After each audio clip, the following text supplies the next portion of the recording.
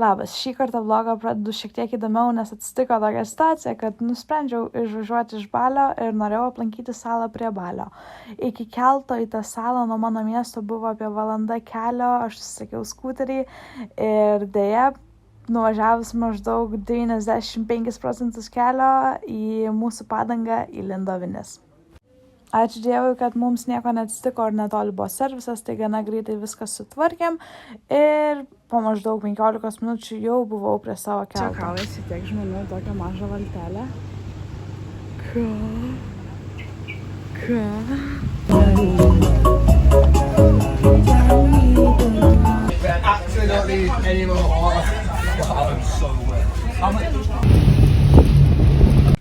Vakar nusprendžiau, kad man atsibodo Balis, per daug trafiko, per daug žmonių, per daug turistų ir noriu biškį ramiau pagyventi ir susiradau tokią salą netoli, kaip netoli, kokios jau 3 valandas plaukiam, Lombok ir ten labai gražu ir surfinti labai galima gražiose vietose, tai vakar kokią 2 naktį susisakiau hostelį, nusipirkau ferį šiandienai ir jau plaukiu ten.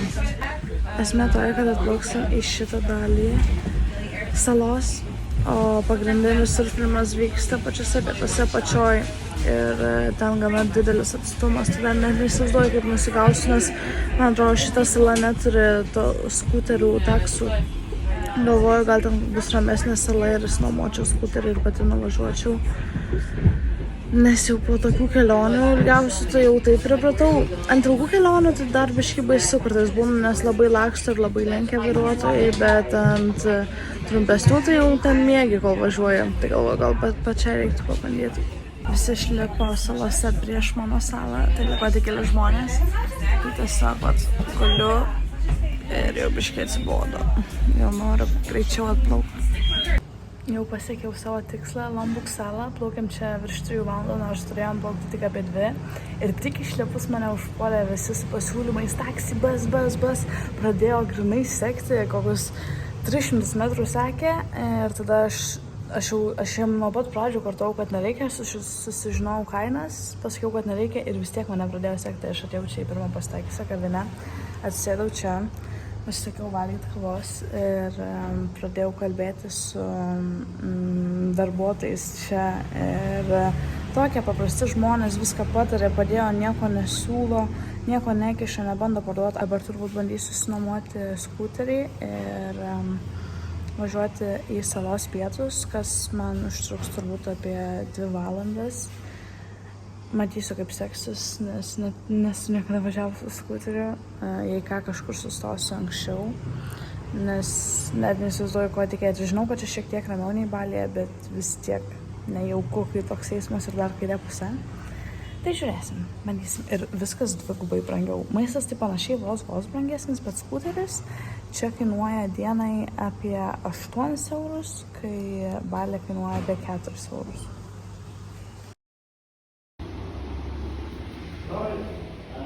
I show you the bike. This is the new one, new bike. I show you outside. I will not pay 100. Just give me only 90,000. Another 10,000 more. No. For how many days you wanna rent? Tai tas pats vyrutis, kuris man siūlė motorolerį už 175 dienai. Ir aš jį rejectinau ir jisai atsigė mane iki kavinės, kur aš valgyti turėjau. Nusidariau su juo iki 80 dieną už motorolerį, tai čia apie 4-5 eurai. Neblogas atrodo naujas, sakė 2 mėnesiai jam tik tais. Gerai atrodo. Nors ką aš blondinė čia galiu pasakyti apie jį. Reikia pabandyti pavažiuoti pirmą. Normaliai tiesiog bežionė. Vidury niekur. Jau valandą laiko važiuoju, bet mano telefonas baigė įsikrauti, tai sustojau truputį pailsėti, mat kavos pasiėmiau. Visiškai tuščia čia. Neįsivaizduoju net, kur esu, bet svarbu yra pakrovėjas, truputį pailsėsiu ir važiuosim toliau. Kol kas eismas palyginus su Baliu tai tikrai daug ramesnis, bet tik tais autostradai, prie žiedų ir didesniuose miestuose reikia atidžiau ir labiau į viską žiūrėti kaip dėmesį. Bet šiaip tai palyginus su Baliu tai tikrai viskas normaliai. Taip. kelionės tikslas pasiektas. Liko gal kokie 5 kilai. Važiuojam. Nu, gaila, kad atvažiavau labai vėlai, tai dabar tik tokius vaizdus matau, bet dienos metu turėtų būti labai gražiai čia. Ir varysim surfinti ten giliai, nes matot, čia tai bangų nėra, bet ten yra visos bangos. Lama, jau čia nesimatys, bet va, matos truputį. Banguoja. Black leather glove, no sequin. Buckles on the jacket, it's elite shit. Nike crossbody, got a piece in. Gotta dance, but it's really on some street shit. I'ma show you how to get it. It go right foot up, left foot slide, left foot. Ir norėjau pasidalinti tokių dalykų, ką man pasakė čia Lietuvė gyvenant jau virš metų, pačią pirmą dieną, kai atvažiavau. Aš su ja kalbėjau, ar man verta nuomoti skuterį. Ir aš jai pasakiau, kad aš esu patekusi avariją ir aš truputį bijau. Ir jis sako, kaip tik žiauriai gerai, kad tu bijai, nes, pavyzdžiui, aš visiškai nebijau ir aš belia kaip lakstau ir man yra daug didesnė rizika, kad mane nutrenks ir kažkas atsitiks nei tau.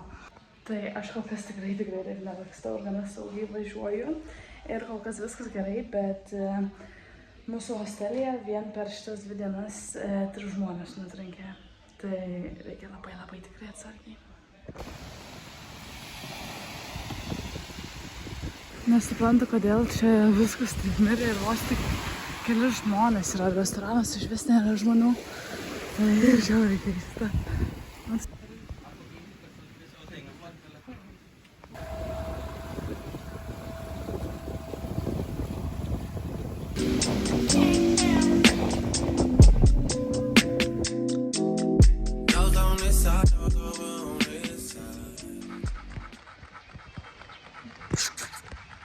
Atvažiavau pažiūrėti saulėlį čia. Eina stabkai važiuoju. Ir dar susidariau, kad nereikėtų mokėti parkingo. Nusidarėjau su darbuotojais. Eina sau.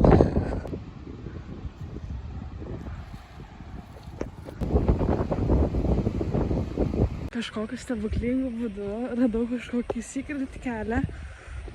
Ir atvažiavau beachą, kur tik vietiniai.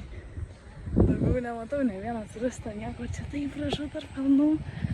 Eina sau.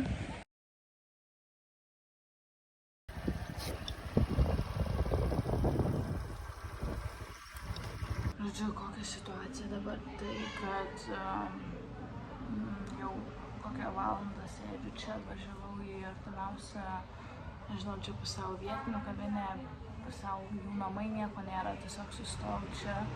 Pas žmonės paprašiau vandens, kad nusiplauti viską, visas žaizdas viską.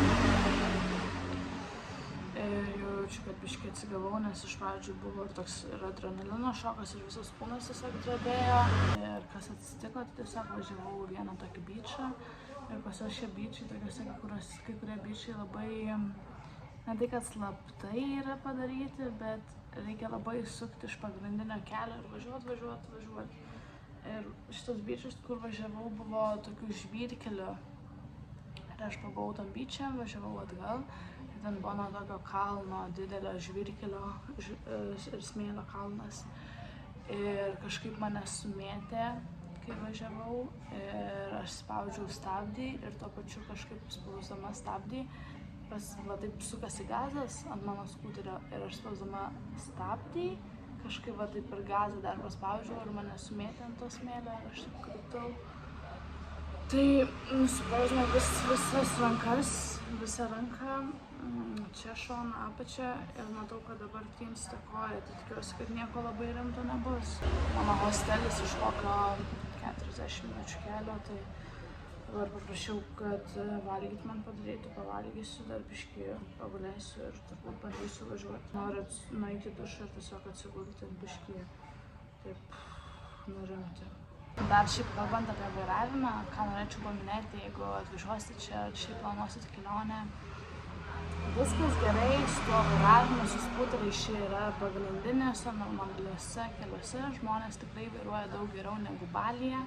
Eismo nėra tiek daug, keliai yra platesni, viskas yra tikrai saugu gerai. Ir aš tik noriu paminėti, kad čia mane užmėtė važiuojant nuo kalno, važiuojant smėliu ir žvyrkeliu, kas yra mano klaida ir tiesiog iš streso kažkaip ir paspaudžiau dar tą gazą. Patys keliai yra tikrai normalūs ir viskas yra gerai. Tiesiog reikia visur atsargiai ir labai reakciją gerą turėti ir visur stebėti, kas kaip vyksta. Pagalvojau, kad paupdeitinsiu situaciją savo sveikatos, nes jau praėjo naktis po visko, tai ranka nėra labai ypatingai gerai, nusipirkau visokio lėjukų, tepaliukų.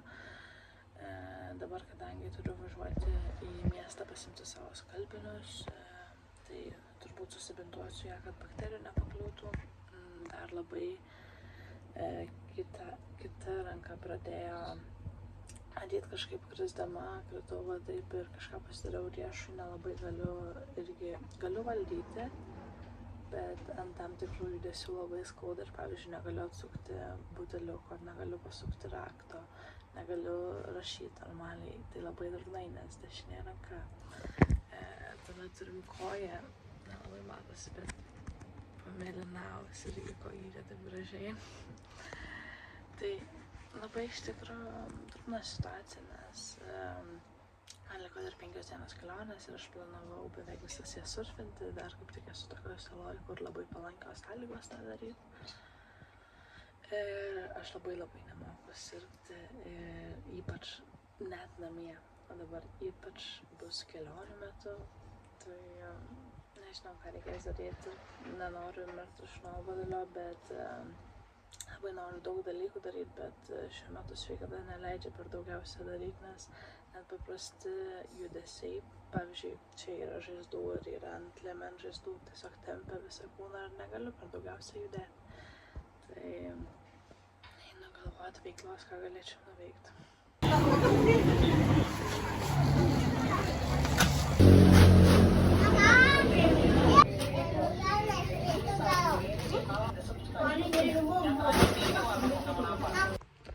Važiavau, atsigeriau kavytę, susirinkau skalbinius ir dar užsukau pas tokią moterį, Suzy.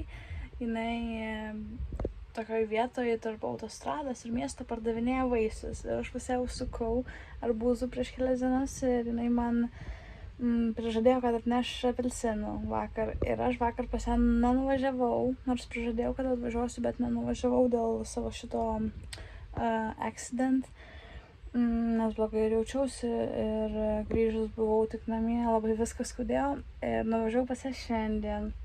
Mes pradėjom kalbėti apie tos visus accident ir jinai man papasakojo, kad čia kasdienis dalykas, jos net nenustebino taip.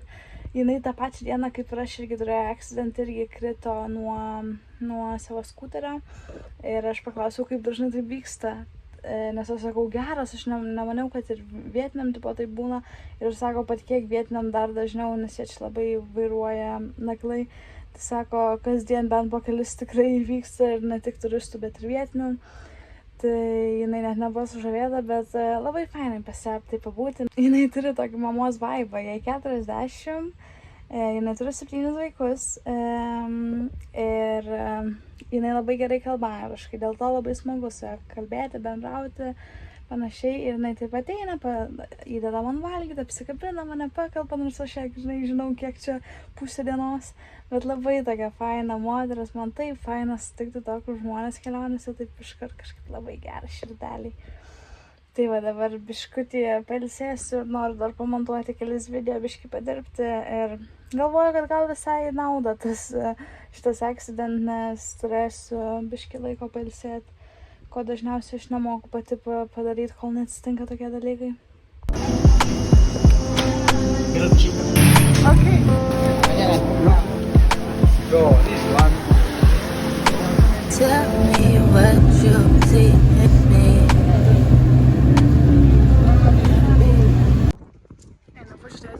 Čia radau tokią slaktą vietelę ant kalno, bandysiu tą kažkaip nusigauti. Labai faina, nes šitas yra labai mažytė ir čia niekas nevažinėja kaip Balyje su skuteriais, visi važinėja tik su dviračiais arba vaikšto. Daug ramiau ir vien dėl to trafik viskas daug ramiau ir kažkaip laukiau.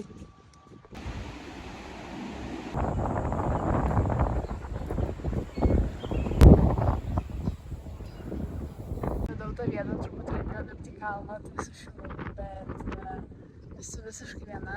Aš kai buvau kalną, tai tik keli vietiniai mačiau išėjo iš čia, bet ne vieno turisto nieko, o tai gražu. Matos ir savo kitą, kur buvau, saulė jau ten leidžiasi. Paldėjau saulę ir dabar keliukas atgal iki hostelio, pusvalandį laiko eisiu, bet visiškai tamsu, jokių žibintų, nieko. Man tai faina iš tikrųjų, nes dar žmogaus ranka nėra palietusi taip labai šitos salos. Tai gali matyti tą tikrą natūrą.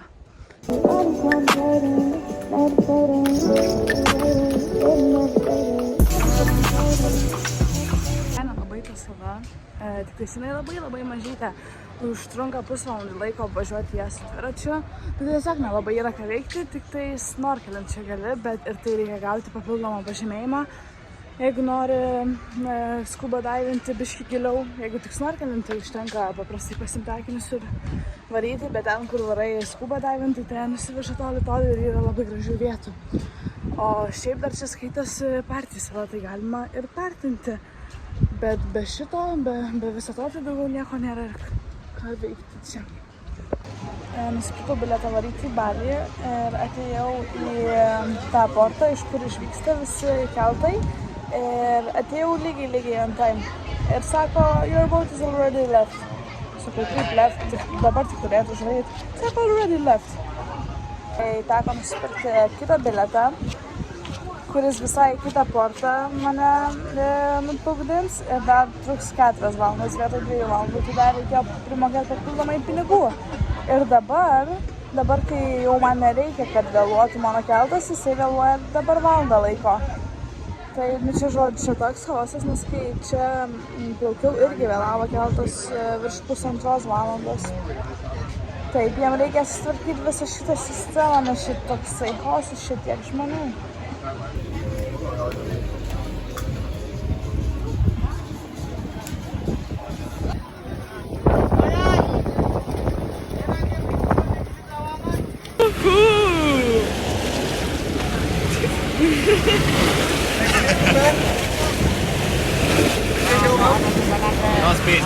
Rain, the islands there.